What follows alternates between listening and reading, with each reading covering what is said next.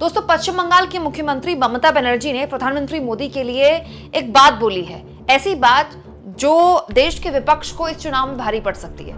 दोस्तों, एक रैली में पीएम मोदी की आलोचना कर रही थी ममता बनर्जी, लेकिन आलोचना करते करते उनकी जुबान फिसल गई और उन्होंने अपमानजनक, आपत्तिजनक शब्दों का इस्तेमाल पीएम मोदी के लिए किया।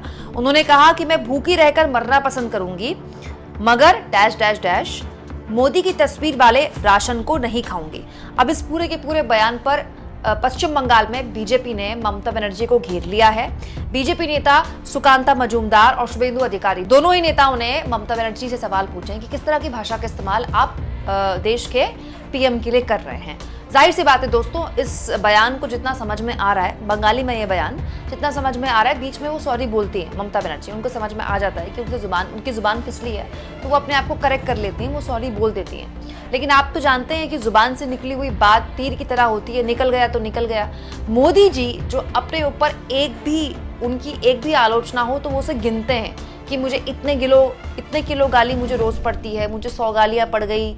मोदी जी के पास बकायदा लिस्ट रहती है कि उनको कितनी गालियां दी गई हैं। मतलब आप सोचिए, पीएम मोदी के लिए बोली हुई बात ममता बनर्जी को न केवल पश्चिम बंगाल बल्कि देश में विपक्ष के तौर पर बहुत महंगी पड़ सकती है। दोस्तों, इसमें कोई दो राय नहीं कि पीएम के लिए इस तरह के शब्दों का इस्तेमाल नहीं किया जाना चाहिए। पीएम के लिए क्या, किसी भी नेता के लिए मंच से इस तरह के शब्दों का इस्तेमाल नहीं होना चाहिए। मतलब जब तक हमारे देश के चुनाव में गाली गलौज ना हो या आपत्तिजनक शब्दों का इस्तेमाल ना हो या औरतों को ऑब्जेक्टिफाई ना किया जाए, तब तक चुनाव पूरे नहीं होते हैं क्या।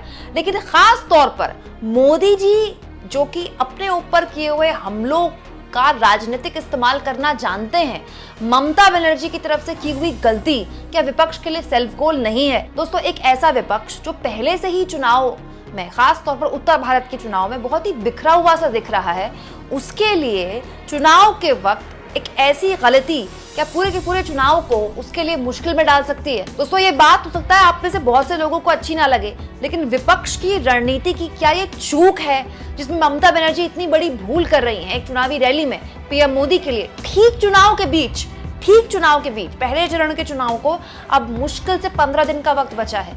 ऐसे में ममता बनर्जी का ये बयान क्या उनके लिए मुश्किल पैदा कर सकता है? कमेंट बॉक्स में जरूर लिखें और जितना हो सके दोस्तों चैनल को शेयर करें, सब्सक्राइब करें और थैंक्स और ज्वाइन के ऑप्शन से अगर आप चाहें तो कुछ आर्थिक मदद भी चैनल की कर सकते हैं।